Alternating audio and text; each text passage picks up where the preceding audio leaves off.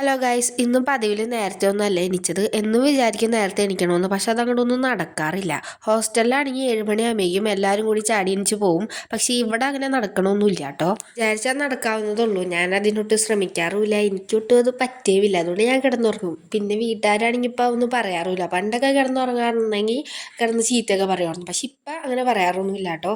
കാരണം ഇവിടെ വരുമ്പോഴല്ലേ നമുക്ക് ഉറങ്ങാൻ പറ്റുള്ളൂ. അവിടെ അതിന് ഉറങ്ങാനൊന്നും പറ്റില്ലല്ലോ. അതുകൊണ്ട് ഒന്നും പറയാറൊന്നുമില്ല.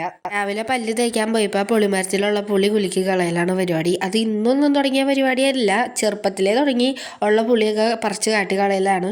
ആ പുളി ഞങ്ങൾ എടുക്കാറുമില്ല. അതുകൊണ്ടാണ് അങ്ങനെ കുലുക്കി കളയുമ്പോൾ ഒരു മനസ്സമാധാനം കിട്ടും. അതെന്ത് സ്വഭാവം കൊണ്ട് എനിക്കറിയില്ല.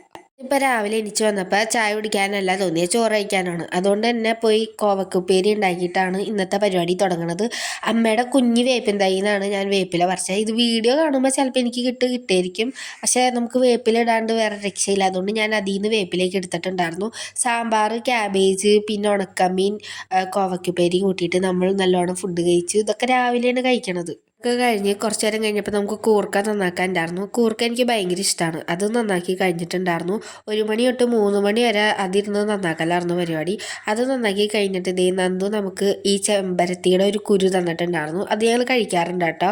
അതും കഴിച്ചിട്ട് ഇതേ കുഞ്ഞുവിൻ്റെ അടുത്തേക്ക് പോയിട്ടുണ്ടായിരുന്നു. ഇത് ഞങ്ങളുടെ കുഞ്ഞുവിൻ്റെ സ്നേഹപ്രകടനമാണ് ഗൈസ് ഈ കാണുന്നത്. ആളെനിക്ക് വായയിൽ മറ്റേ നെല്ലില്ലേ, അല്ല അവലും മലരില്ലേ, അത് വെച്ച് തരുന്നതാണ്. അങ്ങനെ അതും കഴിച്ചിട്ട് ഇന്നത്തെ വീഡിയോ ഇത്രയുള്ളൂ. അപ്പോൾ ബൈ ഗൈസ്.